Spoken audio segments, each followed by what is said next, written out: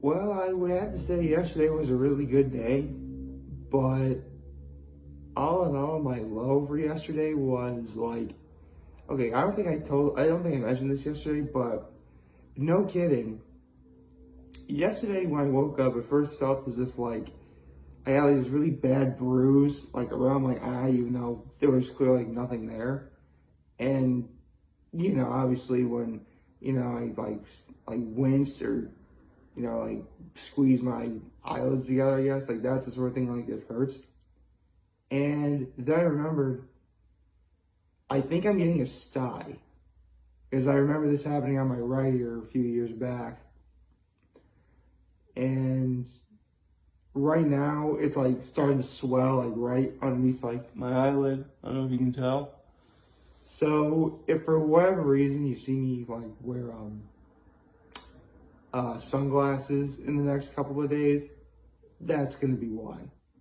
I mean, by the end of this week it should be fine. It's only Monday, so plenty of time. But my high was, I got to spend all of yesterday with, my dad. It was pretty sweet. Just watch a whole bunch of TV, stuff like NASCAR was on. He's not really a fan of NASCAR, but we gotta watch something, right? He actually watches a lot of those car-related shows, like those Meekum auctions or whatever they are, where like they sell cars for like hundreds of thousands of dollars or something like that. Iron Resurrection we saw a lot of. A lot of History Channel stuff as well. Like, he watched a lot of Pawn Stars back then, but that's not really on so much anymore. But the American Pickers is. He watches that. So, I watched like a whole bunch of that.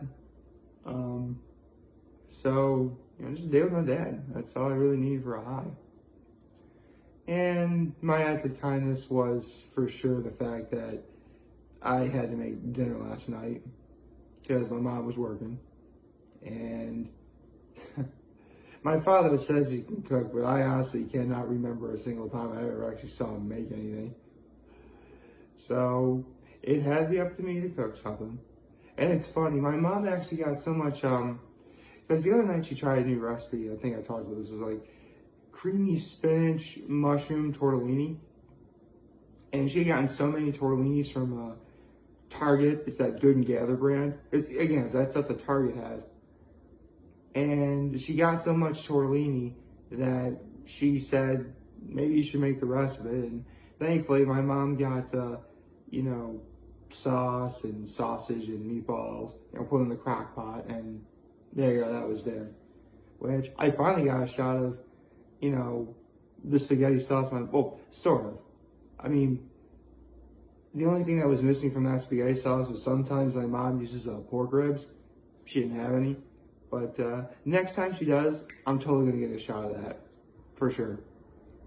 Because I really do got to, get that. And to all my Italian friends out there, don't worry. I remember to save the pasta water. I'm not a fool. I'm not going to forget that. That's like liquid. That's like the nectar of the gods. Along with pretty much any liquid animal fat, wine. If you're Skip Bayless, it would be Diet Mountain Dew. Wow, there's a lot of different... Wow, nectar of the gods is really throwing a lot around these days, isn't it?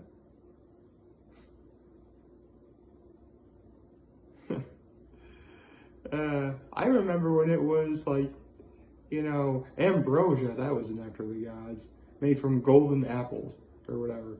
Actually, a fun fact, golden apples are a real thing. They're called quince. And believe it or not, there are actually some depictions of the Bible, because, I'm Catholic, of course I would know this. And, I watch a lot of History Channel and stuff, with, my dad and stuff like that. Actually, I got this little tip that I got from watching How to Drink of all things. Actually, the quince thing I got from How to Drink, but the point is, there's actually some depictions of the Bible where they were telling the story of the Garden of Eden. And Quince, well, because everyone knows that when Adam and Eve first ate the fruit off that forbidden tree, that was clearly, like, it was depicted as an apple. That's why apples get such a bad rap sometimes. Some depictions of the Bible are, it's quince, but since quince are essentially golden apples, avoid apples. In fact, I believe the Greek word for apple is also the Greek word for bad or evil or something. I think so. I don't know. I know, like, in Greek, apple means like man something. Oh, actually, manzanas are apples in Spanish. I know that. It's been a while since I've seen my big fat Greek wedding. I remember we talked about the apples during the wedding scene. Anyway, I'm getting sidetracked. Good morning and happy Monday, everyone. Now, I have One Piece manga chapter to read. Now, a week ago, that was probably the greatest chapter I think I ever read.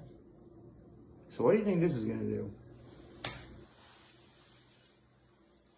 Okay, let's see. See if I can get up real fast. My car okay? There we go. Let's go in there now. One Piece chapter 1045. Next level.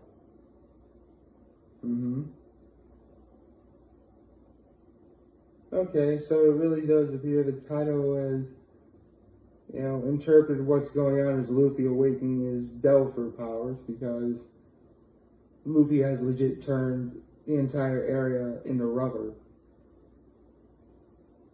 But he also mentions that Luffy's transformation is that of a Zoan type. Oh, right. For those of you who don't know, basically devil fruits can be divided into 3 different categories. There's Paramecia, Zoan, and Logia. Now, Paramecia, which originally is what Luffy was, the Gomu Gomu no Mi, or the Gum Gum fruit, they give you superhuman abilities. Again, like Luffy's ability to stretch very far. Or, what's another Paramecia type? There's a lot of Paramecia types, bear with me. Or perhaps Buggy the Clown's Chop fruit, which, if you cut him in half, he can manipulate his body parts and put himself back together, stuff like that. Zoans are basically, these are the animal devil fruits. You have the power, if you eat a Zoan type devil fruit, you have the power to transform into that animal, or you can become an animal-human hybrid. That is awesome. Now, Logias, they're supposed to be considered the best, because if you eat a Logia type devil fruit, you legitimately become an element, like fire, ice, lightning. Even light has been used as a devil fruit power. What's so cool about that, other than, the fact you can conjure, manipulate, and become that element? Because a Logia type devil fruit gives you the power of intangibility. Basically, if I were to punch a Logia type devil fruit user, my fist would go right through them, they wouldn't feel any pain, yada yada yada. So, there you go. I get that out of the way. Okay, Kaido eats Luffy, and he swallows him. Okay. Did Luffy just use the Gum Gum balloon in Kaido's body? Man, I couldn't. Sorry, now my voice is a little better. Okay. Okay.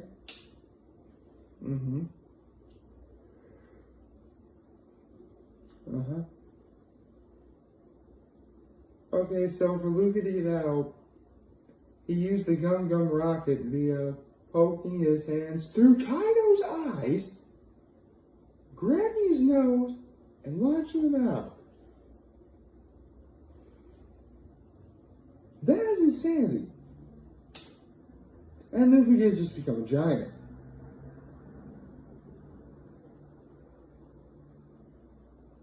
Sure, why not? Okay. Kaido bites Luffy and Luffy's like, ah.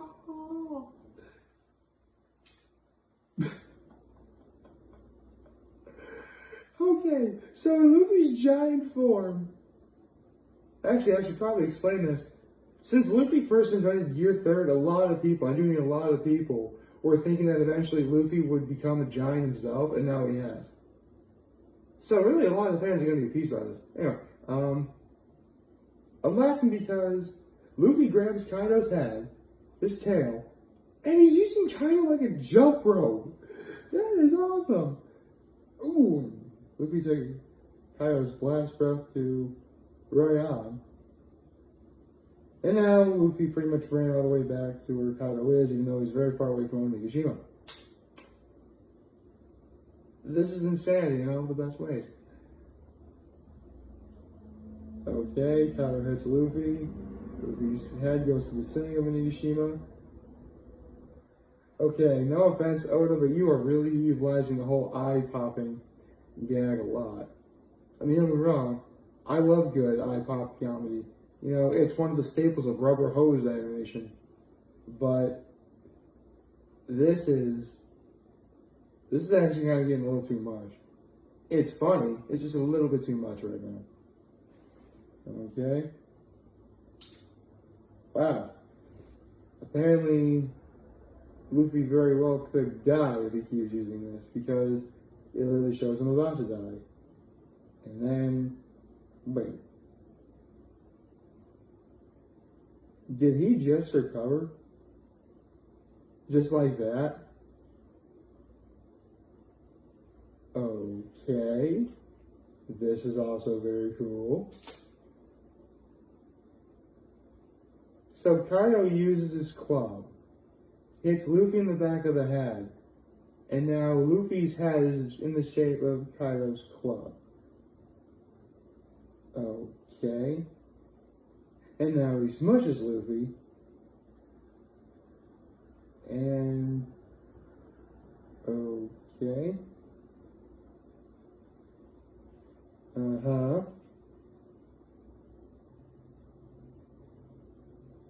This is amazing. Luffy punches through Kaido's head, and his fist goes right through his head. I'm not making this up.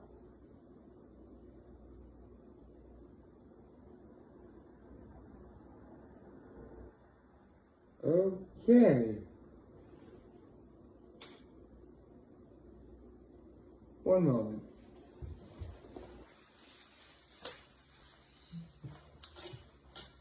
Oh, I forgot tangled in the cord, excuse me.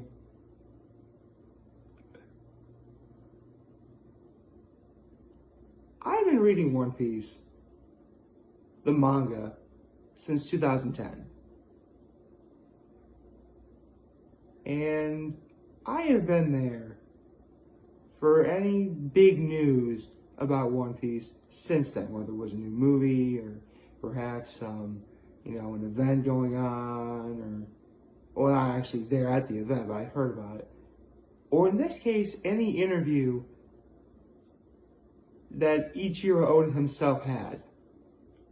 Obviously, with people asking questions about the story of One Piece, obviously. And back in 2017, so about 5 years ago, Kaido, did I just say Kaido? Okay, someone legitimately asked Oda, like, do you have any plans for how Luffy's going to fight Kaido? At that point, Oda was so sure that he made someone so incredibly powerful, makes sense, Kaido is known as the world's strongest creature. He made Kaido so incredibly strong and powerful that he had no idea how Luffy was going to win. He legitimately said something along the lines of, Luffy and I are both going to have to find a way to win this. And considering just how crazy powerful Kaido is, Luffy pretty much bending reality like he is makes a lot of sense. Because it's bringing Kaido back down to earth. Not to mention, the way Luffy's fighting is going to satisfy a lot of fans, myself included. I'll tell you why. In classic shonen manga, or really any story, usually when the good guy beats the bad guy, it's something as simple as, punching him really, really hard right in the face, and then the conflict is over. And there have been times where that's not the case, though. I mean, one great time I can definitely tell you is, well, you know what? Since I've been talking about Naruto lately, when Naruto first defeated Pain. I mean, yes, he used the Rasengan to defeat, the last dead corpse of Pain, but he was able to talk to Nagato, the real Pain, and convince him, there's other methods of peace rather than what you're doing. Or another example, how about when Goku first defeated Frieza on Namek? Because if you remember, Goku used you're impossible, he blows Frieza away. He was legitimately going to let Frieza go and live out the rest of his days, and however Frieza was going to do that. It was Frieza who made Goku do what he did, but Goku wasn't going to do that. In a way, it satisfied both sides of that sort of conflict. What I'm trying to say is, Oda making the story like this and writing the story the way he is right now is genius. Because it's far from any sort of expectation anyone would have expected. And I can't wait to see more. Like, favorite, chat, subscribe button, follow me on social platforms on YouTube. I am very happy to make this video for all of you guys who watch and enjoy for today. Hopefully you have a wonderful, wonderful Monday. Remember, guys, while talking to me, we're here to lend me also back. Take care and make good choices. See ya.